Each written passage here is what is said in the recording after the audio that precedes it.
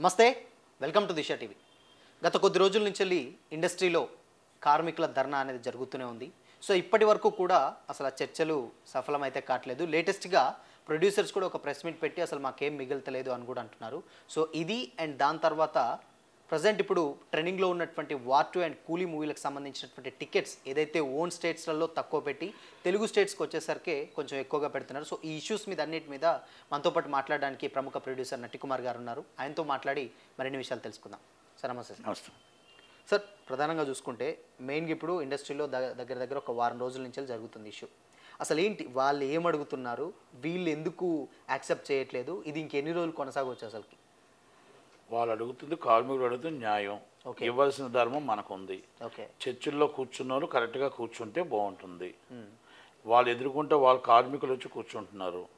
ఇక్కడ నాయకులు తప్పు ఉంది, నాయకత్వం లోపం ఉంది. నాయకులు ఎవరైతే చాంబర్ నుంచి ఉన్నారో వాళ్ళు ఉన్నారో పెద్ద మనుషులు తప్పు ఉంది తప్ప ఇక్కడ కార్మికుడు తప్పు, నిర్మాత తప్పు లేదు.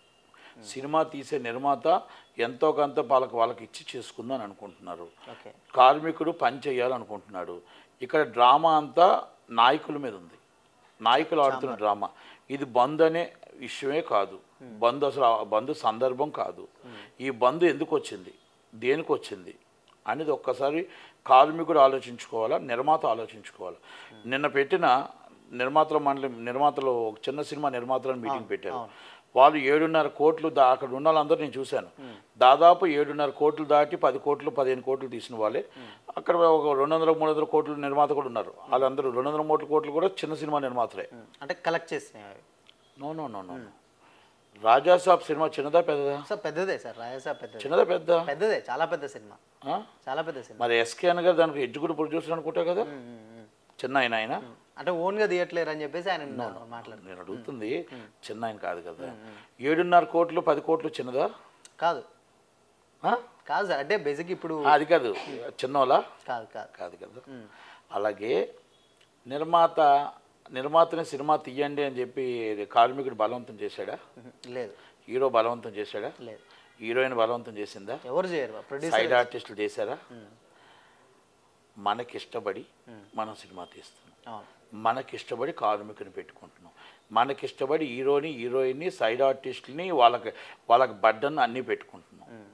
5 వాటాలు వేస్తే 5 వాటాల్లో లీస్ట్ బర్డన్ మనీ అండ్ కార్మికులు, highest burden money hero staff, highest burden money heroine staff, highest burden money side ఆర్టిస్టులు స్టాఫ్. వాళ్ళందరూ స్టాఫ్ తిన్నంత లేదు ఈ కార్మికులకి జీతాలు పెంచినంత. ఈ కార్మికుల్ని ఎందుకు అంటున్నారు? డైలీ లేబర్ని మీరు ఎందుకు వాళ్ళని చిన్న చూపు చూస్తున్నారు? లేదు అంటే ఎవరినైనా ఇప్పుడు మాట్లాడిన సోగ్గాలు ఎవరైనా డిబేట్ పెడదాం, ఆల్ ఛానల్స్ డిబేట్ పెడదాం.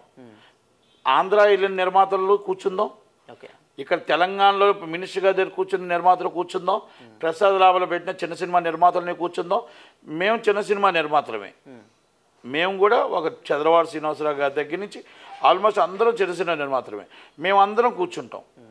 ఈ 5 గ్రూపుల్లో ఫస్ట్ సినిమా డబ్బు ఎక్కడికి వెళ్తుంది? హీరోకి ఎంత వెళ్తుంది, హీరో స్టాఫ్కి ఎంత వెళ్తుంది, హీరోయిన్కి ఎంత వెళ్తుంది, హీరోయిన్ స్టాఫ్కి ఎంత వెళ్తుంది, కార్వెన్కి ఎంత వెళ్తుంది, బెంచ్ కార్కి ఎంత వెళ్తుంది, అలాగే మొత్తం సైడ్ ఆర్టిస్టులకి ఎంత వెళ్తుంది, సైడ్ ఆర్టిస్టులు ఎంత వెళ్తుంది, అలాగే కార్మికులకి మనం ఎంత ఇస్తున్నాం. అప్పుడు ఇద్దాం. ఎవరి వల్ల మనం రోడ్డు మీద పడిపోతున్నాం, ఎవరి వల్ల నష్టపోతున్నాం, ఎవరి వల్ల మనం ఈరోజు మనం రోడ్డు మీద మొత్తం మన బెంచ్ కార్లపై రోడ్డు మీద కూర్చున్నాం, మాట్లాడుకుందాం కదా. అంటే నేను ఎందుకు ఈ మాట అడుగుతున్నానంటే, కార్మికుడు మనతో పనిచేస్తున్నాడు. ఆయన అడిగినదల్లా మీరు 30% పెంచుతాను మీరు అన్న మాటకి మేము అడుగుతున్నాము అని అన్నారు. మనం పెంచగలమా లేదా, ఎంత పెంచగలమో కూర్చొని చెప్పాలి. 3 నెలల నుంచి చర్చలు జరుగుతున్నాయి. బంద్ రూపాన తీసుకొచ్చింది ఈ నాయకులు కాదా, ఈ నాయకత్వం కాదా? మీ కార్మికుడిని ఆకలి తలమించిపోతున్నాడు, ఇక్కడ నిర్మాత బాధపడుతున్నాడు, నిర్మాతకు వడ్డీలు పెరుగుతున్నాయి, కార్మికుడికి వచ్చి రేషన్ బియ్యం లేకుండా అయిపోయాయి. అంటే రెండు నష్టపోతున్నారు. ఈ నష్టానికి ఫలితం ఎవరో తెలుసా? ఈ బాధ్యత వహిస్తున్న ఛాంబర్ నాయకులు అవ్వచ్చు, బాధ్యత వహిస్తున్న కార్మిక నాయకులు అవ్వచ్చు. వీళ్ళు అన్ఫిట్ అని చెప్పుకోవచ్చు. ఇంత దాకా తీసుకొచ్చింది అన్ఫిట్. నేనేమన్నా మొన్న వచ్చి మనం శనివారం చర్చిలో కూర్చున్నాం. వీళ్ళు ఏమన్నారంటే పెద్ద సినిమా నిర్మాతలు వచ్చి మేము అందరం కలిపి ఒక 1000 రూపాయల లోపలికి 20, 15%, 1500 రూపాయల లోపలికి ఇస్తాము అన్నారు. 3 యూనియన్లకు ఇవ్వనన్నారు. వాళ్ళు కూర్చొని చెప్తే బాగుండేది. బయట నుంచి చిట్టి సిరీస్ వెళ్ళిపోయారు. వాళ్ళతో మేము కూర్చోమని చెప్పేసి. కూర్చునే రేంజ్ కాదు అన్నారు ఒకరైతే. ఓకే, వాళ్ళతో కూర్చునే రేంజ్ మా దగ్గర కాదు, వాళ్ళు మా దగ్గర నించునే రేంజ్, మేము కూర్చునే రేంజ్ అని చెప్పారు. తప్పలేదు. ఎందుకంటే ఇప్పుడు నేను ఒకటే అంటున్నా, మీరు 100 కోట్ల సినిమాలు తీస్తున్నారు కాబట్టి మీ దగ్గర కూర్చునే స్టేజ్ కాదు, ఎందుకంటే మీరు చాలా పెద్దోళ్ళు. నేను వ్యక్తిగతంగా మాట్లాడట్లే. కార్మికులు లేకుండా సినిమా ఉందా? అదే నేను అడుగుతున్నా. కార్మికులు లేకుండా సినిమా ఉందా? మీరు తీసిన 750 కోట్లు తీసిన నిర్మాతకి మొత్తం టోటల్గా 700 కోట్ల ఆస్తులు ఉన్నాయా? మీరు పబ్లిక్ మనీతో తీస్తున్నారా? ఎవ్వరు ఇప్పుడు రేపు ఉదయం తేడా వస్తే ఏముండదు. అంటే 750 కోట్లు తీసిన నిర్మాత మీకున్న ఆస్తి అంత 750 కోట్ల 7500 కోట్లు ఉంటే 750 కోట్లతో సినిమా తీయొచ్చు. అంటే 500 కోట్లు ఆస్తిపరుడు అయితే మరి 750 కోట్లతో సినిమా తీయొచ్చు మీ ఓన్ పేరు మీద, ఎవరైతే సర్టిఫికెట్ ఉందో వాళ్ళ పేరు మీద కదా. అంటే మీరు గేమ్ ఆడుతున్నారు, అయితే పైకి వెళ్తారు, లేదంటే ఏముండదు. అంటే మనం ఒక 30 సంవత్సరాలు చూస్తున్నాం. బిగ్గెస్ట్ నిర్మాతనే పాన్ ఇండియా నిర్మాతలు అందరినీ చూస్తున్నాం. పైకి వెళ్ళిన చూసాం, మొత్తం టోటల్ కింద పడిన వాళ్ళని చూస్తాం. కనుక అందుకే నేను మిడిమిడి జ్ఞానం ఎవరు పడొద్దు, ఎదుటి వాళ్ళని అవమానపరచొద్దు. చిన్నవాడైనా పెద్దవాడైనా అక్కడ నిర్మాత అయినా గౌరవించవలసిన రెస్పాన్సిబిలిటీ మనకు ఉంది. కొంతమంది ఈ మాటలు మాట్లాడుతున్నారు కాబట్టి నేను చెప్పాను. ఆ మాటలు మాట్లాడిన వాళ్ళకి మాత్రం ఇది వర్తిస్తుంది. ఆ మాట్లాడిన వాళ్ళు ఎవరో వాళ్ళకి తెలుసు, చెప్పింది వాళ్ళకి అర్థమవుతుంది. అంటే ఎందుకు ఈ మాట చెప్తున్నానంటే, మనం ఎదుటివాడిని అవమానపరచొద్దు, విమర్శించొద్దు. ఎదుటివాడిని ఎప్పుడు కూడా నా స్టేజ్ ఏంటి అని అనొద్దు. మేము ఇక్కడ ఆఫీస్ బాయ్ నుంచి వచ్చాను. నేను ఎంత నిర్మాత అయినా నీజ్ బాయ్ అండ్ ఆఫీస్ బాయ్, ఒక కార్మికుడిగా వచ్చాను. అందుకే బాధ తెలుసు, కష్టం తెలుసు. అలాగే నిర్మాత, చిన్న నిర్మాతల బాధ తెలుసు, కష్టం తెలుసు. కనుక 10 కోట్లు చిన్న నిర్మాతలా? ఇప్పుడు కార్మికుడు పని చేసుకుంటున్నప్పుడు ఆ పని చేసిన 10 కోట్లోడు వచ్చి ఆ కార్మికుడికి రూపాయి ఇవ్వకుండా తినేస్తారా? తప్పది.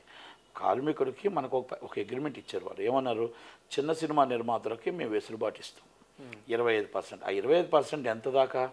ఒక 2 కోట్ల 3 కోట్ల, దాన్ని ఒక పద్ధతి ఉంటుంది. 3.5 కోట్లు ఎంతో ముందు ఉండే దాన్ని ఇంకొక 50 పెంచమని అడగాలి. కానీ 10 కోట్ల 7.5 కోట్ల అంటే వాళ్ళంతా చిన్న నిర్మాతరా?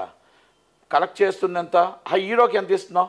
పోనీ ఒక పని చేద్దాం, హీరోకి ఇచ్చేదే సగం ఆల్మోస్ట్. అదే అంటున్నాను. ఇప్పుడు హీరోకి ఎంత ఇస్తున్నావు?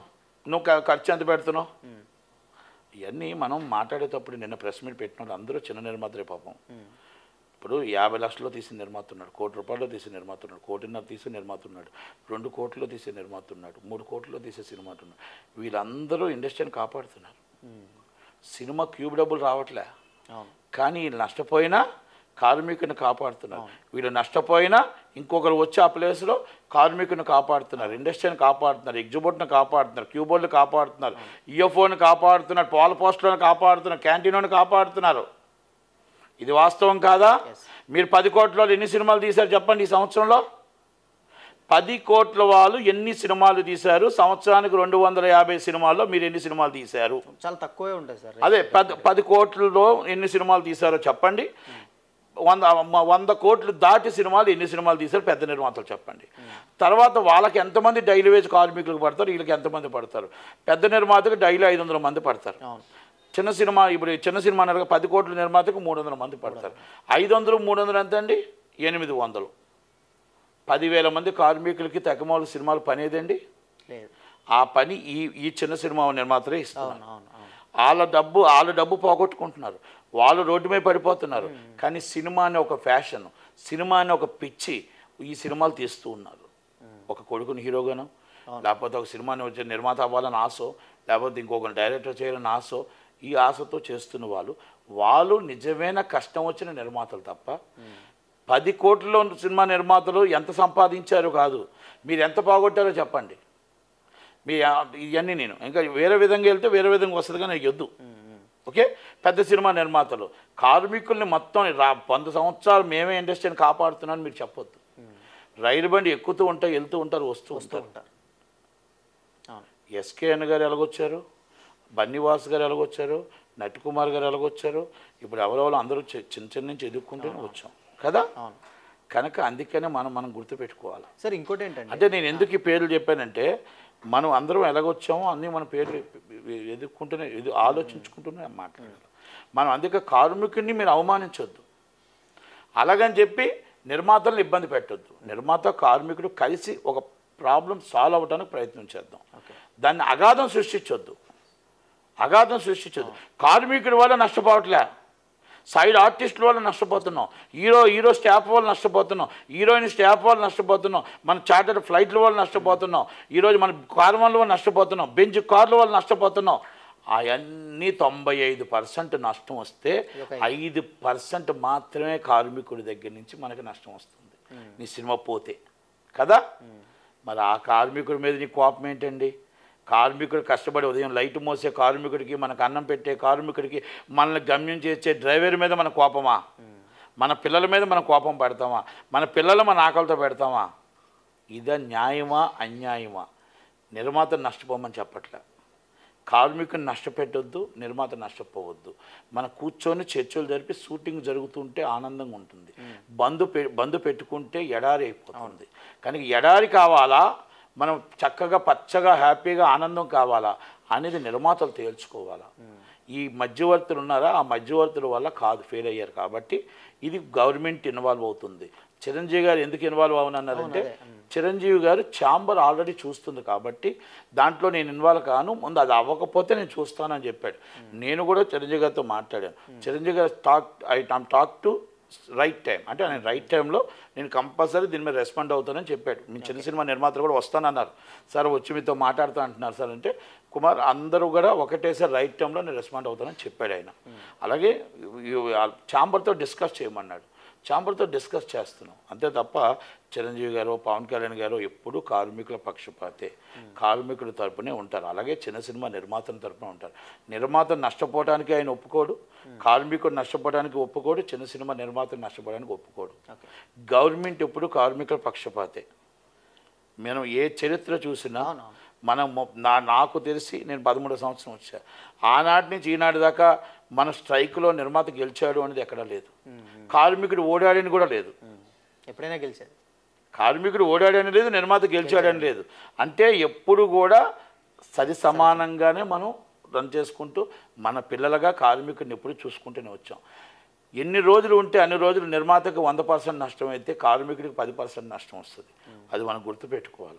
దయచేసి ఇలాంటివన్నీ కూడా ఊహాగానాల్లో ఒక మీటింగ్ పెట్టకూడదు, పెట్టి జనాలు కన్ఫ్యూజ్ చేయకూడదు.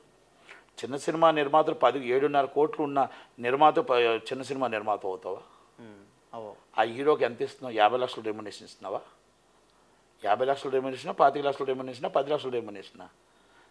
చిన్న సినిమా నిర్మాత అంటే ఎంత ఉండాలి, ఏముండాలి? మనం ఏమనుకున్నాం, ఛాంబర్ నుంచి 3 కోట్లు, 3.5 కోట్లు కదా, అంతేగాని 7.5 10 కోట్లు అర్థమా? తప్పు కదా. ఆ కార్మికుడు నోరు కొట్టడం తప్పు కదా.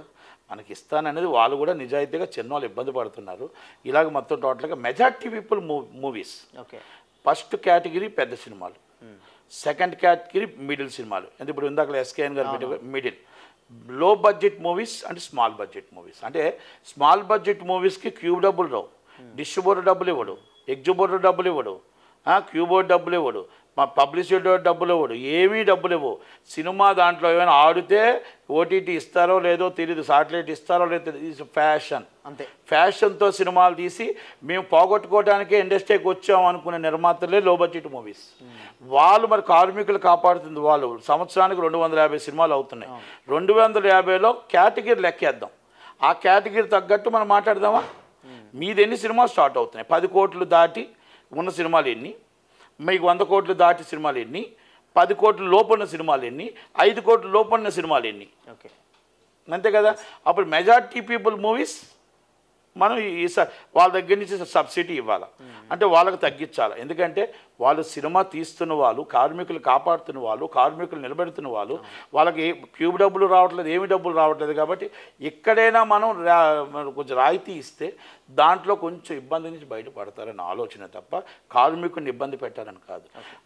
మనం ఏం చేస్తున్నాం, దాంట్లో మనం ఇంకో కేటగిరీ దూరిపోదామని చూస్తున్నాం. తప్పది. మీరు మిడిల్ క్లాస్, ఏ క్లాస్ వ్యాపారస్తులు, మిడిల్ క్లాస్ ఉద్యోగస్తులు, లేబర్ కార్మికులు కదా, అవునా కదా?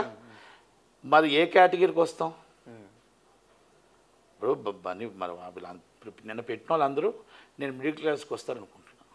అంటే మా ఏమంటుంది గవర్నమెంట్ బాస్లో ఏ క్లాస్ వ్యాపారస్తులు వాళ్ళకి ఏం అవసరం లేదు, ఏ1 కాంట్రాక్టర్స్ టైప్. మధ్యతరగతి కుటుంబీకులే బాధపడతారు. కింద తరగతి కుటుంబీకులు ఇప్పుడు సబ్సిడీ కావాలి. ఆ సబ్సిడీ పరిస్థితుల్లోనే చిన్న సినిమా నిర్మాతలు ఉన్నారు. మరి మిడిల్ క్లాస్ వాళ్ళు కావాలని అడుగుతారు ఏంటి? మిమ్మల్ని సినిమా తీయమని కార్మికుడు అడగల, మిమ్మల్ని సినిమా తీయకపోతే మిమ్మల్ని పట్టుకుంటామని అడగల. సినిమా తీస్తానని వచ్చింది మీరు, తీస్తుంది మీరు, లాభం పొందుతుంది మీరు, నష్టం పోతుంది మీరు, కష్టపడుతుంది మీరు. ఆ కష్టానికి ఫలితం అడుగుతున్నారు వాళ్ళు మిమ్మల్ని మీకు ఇప్పుడు ఒక సినిమాకి 10 కోట్లు పెట్టారు, దాంట్లో 100 కోట్లు చేసింది. ఆ 90 కోట్లు మీరు అడిగారా? వాళ్ళు ఏమైనా లేబరు అడిగారా? అడగలేదు కదా. మరి ఆ 90 కోట్లు ఎవరు తీసుకున్నారు? ప్రొడ్యూసర్స్ కదా. 2000 కోట్లు ఎవరికో మిగిలాయి, అడిగారా ఎవరినైనా? కదా. అంటే మనం ఏ జీతం ఇస్తున్నామో జీతం ఆ జీతం ఇవ్వాలి. మన సినిమా తీయాలనుకుంటే మన ఇష్టం. ఇప్పుడు నేను సినిమాలు తీశాను, 65 సినిమాలు తీశాను, అందరు హీరోలతో తీశాను. ఈరోజు నేను తీయలేను, నేను తీయను, నేను చేతులు కట్టుకొని కూర్చునే పరిస్థితులు నేను లేను. నేను నిర్మాతగా నాకు విలువ లేదు కాబట్టి నేను తీయను. అలాగే పెట్టిన డబ్బు పెట్టుబడి రావట్లేదు కాబట్టి నేను తీయను. డిస్ట్రిబ్యూటర్గా ఏమంటే సినిమాలు చేసుకుంటాను, లేదంటే నాకు సినిమా ఎగ్జిబ్యూటర్గా నేను ఉన్నాను కాబట్టి హ్యాపీ. నేను సినిమాలు తీయను అని నేను ఎందుకు చెప్తున్నానంటే నా దగ్గర డబ్బు లేకో లేకపోతే ఏదో లేక పోగొట్టుకునే పరిస్థితుల్లో నేను లేను అన్నమాట. తీసుకున్న వాళ్ళు ఎవరిష్టం వాళ్ళది. ఇప్పుడు నన్ను ఎందుకు నువ్వు సినిమా తీయట్లేదు కార్మికుడు అడుగుతున్నాడా? అడగాడు. నువ్వెందుకు సినిమా తీయట్లేదు నా ఇంటి ముందు ధర్మా చేస్తున్నాడా? మేము నష్టపోయాం కార్మికుల వల్ల మిమ్మల్ని అడగటానికి ఏం రైట్ ఉంది మీకు? కార్మికుడు మిమ్మల్ని అడగట్లేదు సినిమా తీయమని. కార్మికుడు మీ ఇంటి ముందు ధర్నా చేయట్లే. కార్మికుడు వచ్చి మీకు వచ్చి బాబు మీరు సినిమా తీయకపోతే మేము బతకలేమని అనట్లే. తీసిన సినిమా మీ దగ్గర ఉంటే ఆఫీస్కి వెళ్ళి పని అడుక్కుంటున్నాడు. మీరు సినిమా తీస్తూ ఉంటే అయ్యా నాకు పని ఇవ్వండి అని అడుగుతున్నాడు. తీస్తే తీయకపోతే మీ దగ్గరికే రాడు కదా. ఇప్పుడు నా ఆఫీస్కి ఎవరు రారు, ఛానల్ తప్ప. ఎందుకంటే నేను సినిమా తీయట్లేదు. సినిమా తీస్తే కార్మికులు వస్తారు పని కావాలని. కనుక మనం తీసిన సినిమాని వాళ్ళ మీద రుద్దొద్దు. కనుక దయచేసి ఇవన్నీ కూడా పెద్ద మనసుతో ఆలోచించి మీరు ఇమీడియట్లీ షూటింగ్ స్టార్ట్ చేయండి. వాళ్ళకి 30% వాళ్ళు అడిగారు, మీరు ఏ పర్సెంటేజ్ ఇస్తారో ఆ పర్సెంటేజ్. ఇప్పుడు 30% అన్నారు కదా సార్. ఇప్పుడు అంటే 30% ఎవ్రీ 3 ఇయర్స్కి పెంచాలి అని కూడా అన్నారు లేటెస్ట్గా. ఎప్పుడు ఎవ్రీ 3 ఇయర్స్కి. ఇప్పుడు వాళ్ళు ఏమంటారంటే వాళ్ళు అడిగేది అంటే న్యాయంగానైతే ఎప్పుడైనా ఎవ్రీ 3 ఇయర్స్కి పెంచాలి, అది ఎప్పటి నుంచో ఉన్నదే. బట్ వాళ్ళు ఎక్కువగా అడుగుతున్నారు, మళ్ళీ 3 ఇయర్స్కి మళ్ళీ పెంచాల్సి వస్తుంది. సినీ కార్మికులు 2011లో నేనే చేయించాను అగ్రిమెంట్లు. 2011 నుంచి అగ్రిమెంట్లు ఎక్కడయ్యి? ఆల్కహాల్ పెంచుకున్నారు లెటర్లు ఇచ్చి. తర్వాత అఫీషియల్గా 2022 అగ్రిమెంట్ అంతే. ఎక్కడ మధ్యలో అగ్రిమెంట్ ఏది? ఆ తర్వాత 3 నెలలకు ఇస్తాను. మేము ఎప్పుడు 30% ఇవ్వమండి. 30 వాళ్ళు అడుగుతారు. మా బాధలు సాధకాలు చూస్తే 15, 18, 10 ఒక డిఫరెంట్ ఉంటాయి. దాన్ని అందరూ అర్థం చేసుకుంటారు అంతే తప్ప మీరు 30 అల్టిమేటం పెంచాలి లేకపోతే 20 పెంచాలని కాదండి. మనం 24 క్రాఫ్ట్స్కి మనం ఏదో ఒక పెంచాలా. కంపల్సరీ కార్మికుడికి బియ్యం పెరిగాయా, నూనె పెరిగిందా, బస్ ఛార్జీలు పెరిగాయా, టికెట్ రేట్లు పెరిగాయా? పెరిగాయి టికెట్ రేట్లు. హీరో రెమ్యునరేషన్ పెరిగిందా, బడ్జెట్ పెరిగిందా, పాన్ ఇండియా పెరిగిందా? మరి కార్మికుడు రేటు పెంచడానికి ఎందుకని బాధపడతారు? కార్మికుడు రేటు పెంచడానికి ఏమైందండి? మీరు 150 రూపాయల టికెట్ అమ్ముతారా? మీరు 500 టికెట్ తీసుకుంటున్నారా? మరి ఆల్రెడీ మీరు బియ్యం అక్కడ 80 రూపాయలు, మీరు 3 సంవత్సరాల క్రితం 45 రూపాయలు ఉండి బియ్యం ఇప్పుడు 80 రూపాయలు ఉన్నాయి. నూనె ఆ రోజు ఇప్పుడు ఎంత ఉంది? బంగారం అప్పుడున్న బంగారం ఇప్పుడు 65,000, బంగారం 1,04,000 ఉంది. అన్నీ పెరిగాయి కదా. మరి కార్మికుడికి మరి ఇంత కొద్ది పెంచడానికి ఏమవుతుందండి?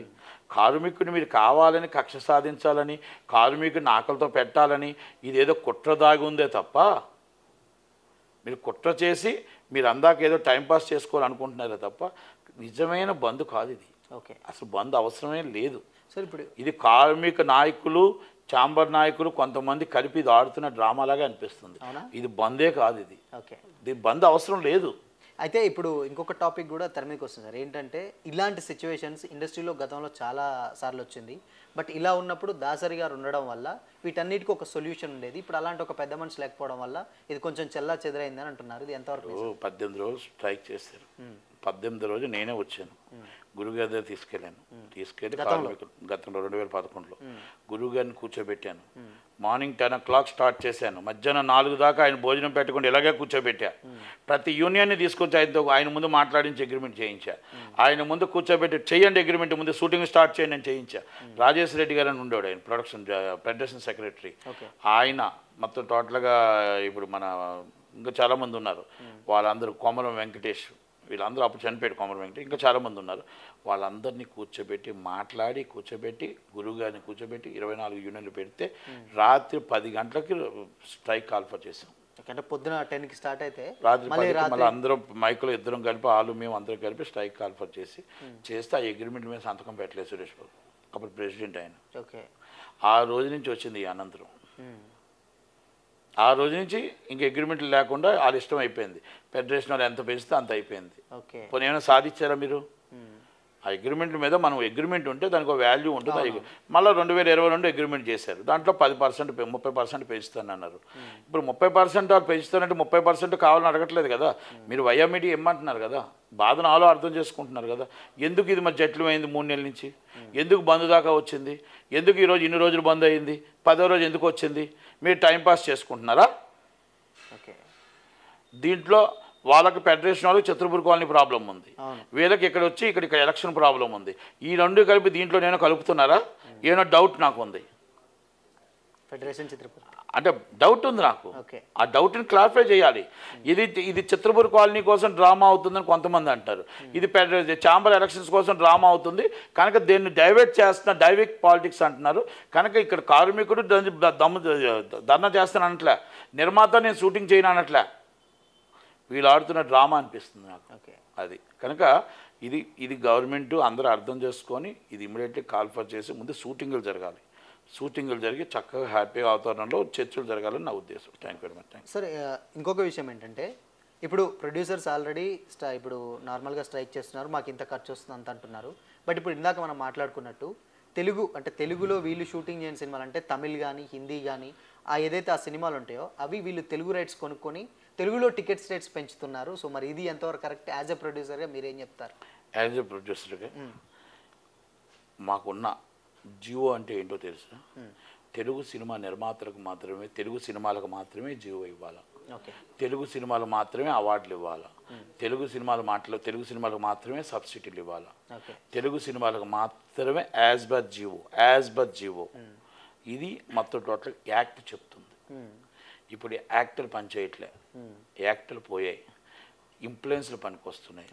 గవర్నమెంట్లకి వాళ్ళ పేద ప్రజల ఎవరు ఇది ఎంటర్టైన్మెంట్కి టూరిజంకి ఏం లింక్ ఉంటుందో కూడా అర్థం కావట్లే. ప్రజల్ని థియేటర్కి దూరం చేస్తుంది గవర్నమెంటే, ప్రజల్ని థియేటర్కి దూరం చేస్తుంది నిర్మాతలే, ప్రజల్ని దగ్గరకు రాకుండా ఓటీటీకి ఏటీటీకి పైరసీకి దూరం దగ్గర చేస్తుంది గవర్నమెంట్ నిర్మాతలే. ఒక 700 రూపాయలు టికెట్ పెట్టి సినిమాని నాశనం చేసేసారు హరిహర వీరమల్లు. ఈరోజు మళ్ళీ రేట్లు పెంచితే వార్ 2 అవ్వచ్చు, ఇంకోటి అవ్వచ్చు. అక్కడ కూలీ 183 రూపీస్ టికెట్ చెన్నై ఒరిజినల్, ఇక్కడ 453 అండ్ తెలంగాణ. అంటే సామాన్యుడు చూస్తాడా? ఎంతమంది చూస్తారు? ఎంతమంది మనం ఆ ప్రేక్షకుని మనం దోచుకోవడం? ఇంకా ఆల్టర్నేటివ్ టికెట్ కూడా లేదు. ఆల్టర్నేటివ్ ఎన్నోసార్లు ఆల్టర్నేటివ్ అడుగుతున్నాం, ఆల్టర్నేటివ్ కూడా ఇవ్వట్లేదు. ఒకటే దాన్ని బట్టి ఎగ్జిబిటర్ని భూస్థాపితం చేస్తున్నారు. మీరు పెంచిన రేట్లకి కంపల్సరీ రాడు, సామాన్యుడు రానప్పుడు ఏమవుతుంది? భూస్థాపితం అయిపోతుంది ఎగ్జిబిటర్ వ్యవస్థ నాశనం అయిపోతుంది. ఎగ్జిబిటర్ వ్యవస్థ ఎప్పుడైతే నాశనం అయిపోతుందో క్యాంటీన్లో నాశనం అయిపోతాయి. క్యాంటీన్లో రేట్లు ఎక్కువ పెంచేసరికి క్యాంటీన్ వ్యవస్థ నాశనం అయిపోతుంది. కార్మికులు అన్యాయం అయిపోతారు, నడి రోడ్డు మీద పడిపోతారు, ఓటీటీకి అలవాటు పడిపోతారు, ఏటీటీకి అలవాటు పడిపోతారు, ప్యారేసీకి అలవాటు పడిపోతారు. 1000 రూపాయలు పెట్టి సినిమా చూసే బదులు బొంబాయిలో చక్కగా హ్యాపీగా సినిమా చూడవచ్చు. అంటే ఈ పరిస్థితి మనం తెస్తుంది మనం కాదా? ఈ పరిస్థితి తెస్తుంది ఈ గవర్నమెంట్ కాదా? గవర్నమెంట్ ఎందుకు అర్థం చేసుకోవట్లే? పేదవాడికి కూడా ఎంటర్టైన్మెంట్ ఉండాలని ఎందుకు అర్థం చేసుకోవట్లే? నిర్మాతకి కష్టం ఎలాగుందో పేదవాడు కూడా సినిమా చూడాలని ఆశని చూడాలి. ఎంటర్టైన్మెంట్ పెరిగితే టూరిజం పెరుగుతుంది. సినిమా ఎంటర్టైన్మెంట్కి టూరిజంకి అవినాభావ సంబంధాలు ఉన్నాయి. మరి ఈ రెండు మీరు అర్థం చేసుకోలేని పరిస్థితుల్లో మీరు ఉన్నారా? ఆ నిర్మాత మీకు బంధువా, చుట్టమా, ఫ్రెండా, ఇన్ఫ్లుయెన్స్ ఉంటే మీరు ఇచ్చేస్తారా రేట్లు? యాక్ట్ అవసరం లేదా? చట్టం అవసరం లేదా? లా అవసరం లేదా? జీవోలు అవసరం లేదా? సో ఇప్పుడు రేపు ఎవరైనా కోర్టుకు వెళ్తే very seriously as per act, cinematography act చెప్తుంది, చాలా పెద్ద సీరియస్గా ఉంది. డబ్బింగ్ సినిమాలకి అవార్డులు ఇవ్వడానికి లేదు, డబ్బింగ్ సినిమాలకి రేట్లు పెంచడానికి లేదు, డబ్బింగ్ సినిమాలకి మీరు సబ్సిడీలు ఇవ్వడానికి లేదు. ఇది వాస్తవం. ఇది 1955 సినీ ఆటోగ్రఫీ యాక్ట్ చెప్తుంది, బుక్ చెప్తుంది. నేను చెప్పే మాటలు కావు, ఇదేదో నేను కల్పించి చెప్పే మాటలు కావు. కనుక మహానుభావులు, ఐఏఎస్లు, ఐపీఎస్లు, గ్రంథాలు చదివిన వారు మరి పొలిటికల్కి వింటారా? గ్రంథాలు చదివి దాని మీద నోట్ రాస్తారా అనేది నిర్ణయం వాళ్ళకు వదిలేస్తున్నాం. ఎందుకంటే ఎంతసేపు రాజకీయ మాటలే వినడం కాదు, రాజకీయ నాయకులు చెప్పిన మాటే వినడం కాదు. యాక్ట్ కూడా రాయండి, నోటు యాక్ట్లో రాసి నోటు రాసి అలా పెట్టండి. ఏమండి ఇది యాక్ట్ పనిచేయదండి, ఇది సినిమాకు రేట్లు, డబ్బింగ్ సినిమాకి రేట్లు పెంచడానికి అవ్వదండి, ఇది పంచితే మనం జైలుకి వెళ్ళిపోతామండి, సుప్రీంకోర్టు గైడ్లైన్స్ ఉన్నాయని చెప్పాలి. సార్ అయినా ఎందుకు అంటే చెప్తున్నా, వెళ్ళేది రేపు నోట్ రాసి ఐఏఎస్ వెళ్తాడు, లేకపోతే ఐపీఎస్ వెళ్తాడు, రాజకీయ నాయకుడు వెళ్తాడు. రాజకీయ నాయకుడికి ఎప్పుడు కూడా కింద నుంచి సెక్షన్లో note filed, note filed, note filed, note filed, మేము నోట్ చేసామండి, ఇవన్నీ పర్ఫెక్ట్గా ఉన్నాయి, ఫలానా ప్రకారం ఇవ్వచ్చు రేట్లోని ఇస్తేనే సీఎం గారు, హోమ్ సెక్రటరీ సంతకం పెడతారు కదా.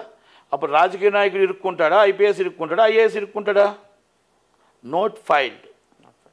నోట్లో ఏం రాస్తావు? ఈ నోట్లో ఇది వర్తించదు, ఈ రేట్లు ఇవ్వడానికి లేదు అని రాస్తే ఆయన సేఫ్. అప్పుడు ఆయన ఇస్తే ఆయన ఇరుక్కుంటాడు. ఒకటి క్యాబినెట్లో మన డబ్బు అప్రూవల్ చేశారు, ఆల్రెడీ ఆ నోట్ ఫైల్డ్ అన్నందుకు అరవింద్ కుమార్ గారు ఇరుక్కున్నారు, దాంట్లో ప్రొసీడ్ అన్నందుకు కేటీఆర్ గారు ఇరుక్కున్నారు. అవునా? ఇది పబ్లిక్ మనీ, ప్రతి రూపాయి పబ్లిక్ మనీ. కనుక మనం లా చెప్తుంది, లా ఉంది మనకి, మనం ప్రజల పాలన మనం పార్లమెంటు సెక్షన్లు ఏమున్నాయో, మన చట్టం ఏం చెప్తుందో, రాజ్యాంగం ఏం చెప్తుందో దానికి బద్దులై ఉండాలి. కానీ మన ఇష్టం వచ్చినట్టు ఇండివిజువల్గా తీసేసుకోకూడదు. ఏ గవర్నమెంట్ వస్తే ఆ ఇండివిజువల్గా అయిపోతుంది. వైసీపీ గవర్నమెంట్ వస్తే ఒకలా తీసుకుంటున్నారు, టీడీపీ గవర్నమెంట్ ఒకలా తీసుకుంటున్నారు, కాంగ్రెస్ గవర్నమెంట్ ఒకలాగా, టీఆర్ఎస్ ఒకలాగా. మీరు తెలుసు అనుకుంటే ఏం అవసరం లేదు, జీవోలు అవసరం, ఏం అవసరం లేదు. Is the first order passed, free cinema మీ టికెట్లు అమ్ముకోండి. ఫ్రీ సినిమాకి ఏంటో తెలుసా అండి? ఫ్రీ సినిమాకి ఏంటో తెలుసా? వాళ్ళు ఫ్రీగా ఇస్తే 50% లెస్ చేసి సినిమా అమ్మాలి. ఓకే, 100 రూపాయల టికెట్ని 50 రూపాయలకి అమ్మాలి ప్రజలకి. అంటే అది ఒక కళాత్మక సినిమా, ప్రజలకు పనికొచ్చే సినిమా, ప్రజలు మన దేశానికి, రాష్ట్రానికి పనికొచ్చే సినిమా. కాబట్టి ఆ సినిమాకి సబ్సిడీ ఇచ్చింది ప్రజలు చూడటానికి, మిమ్మల్ని 300 రూపాయల టికెట్ అమ్ముకోవడానికి కాదు. ట్యాక్స్ ఫ్రీ చేసింది మిమ్మల్ని 300 అమ్ముకోవడానికి కాదు, దాన్ని 50 రూపాయలు చేయడానికి, అంటే 50% చేయటానికి. ఇవన్నీ చట్టాలు చెప్తున్నాయి, నటికుమార్ చెప్పట్లా. నటికుమారు ఓన్లీ జస్ట్ మీకు అన్ని అవగాహన చెప్తున్నాడు అంతే. కనుక రేపు వార్2 కానీ కూలీ కానీ అక్కడ రేట్ ఎంత ఉందో ఒకసారి చూడండి. ప్రజల నిర్ణయితులు, ప్రజలు చూడాలి. మేము 1000 రూపాయలనే చూస్తాం, మేము ఆ నాశనం అయిపోతాం అంటే ఎవరేం చేయలేరు. ప్రజల మీద అవగాహన రావాలా, ప్రజలకు ఒక అవేర్నెస్ రావాలా. ఈ డబ్బు మేము ఎందుకు పెడుతున్నాం, తమిళనాడులో ఎంత, ఇక్కడ ఎంత, మహారాష్ట్రలో ఎంత, తానేలో ఎంత, బెంగాల్లో ఎంత తెలుసుకొని, ఇప్పుడు ఆన్లైన్లో అన్నీ కనబడుతున్నాయి. కాబట్టి ఎల్లాలా వద్దని నిర్ణయం న్యాయ నిర్ణయితులు ప్రజలండి. ప్రజల దగ్గర డబ్బు ఉందా లేదా, ప్రజల దగ్గర ఏమిటి, హాలిడేస్ అప్పుడు కూడా మనం ఇంత రేట్లు పెట్టి వెళ్ళాలా, లేకపోతే 2 రోజులు ఆగి వెళ్ళాలా అని ఆలోచించుకోవాల్సిన ప్రజలు గుణపాఠం చెప్పాలి, మనం కాదు. ఓటు రూపంలో నాయకుడికి చెప్పాలి, టికెట్ రూపంలో సినిమా వాళ్ళకి చెప్పాలి. ఇది నేను ప్రజలకు ఎందుకు చెప్తున్నాను, ప్రజలు అవేర్నెస్ అవ్వాలి. నాకేముంది, నా స్వార్థం మొత్తం ఒక్క రోజులోనే 100 కోట్లు లాక్కుందని నేను చూస్తా. కానీ 100 కోట్లు మీరు వసూలు చేసి ఇవ్వాలా వద్దని ప్రజలు చూడాలి. నిర్ణయం వాళ్ళది. Thank you very much.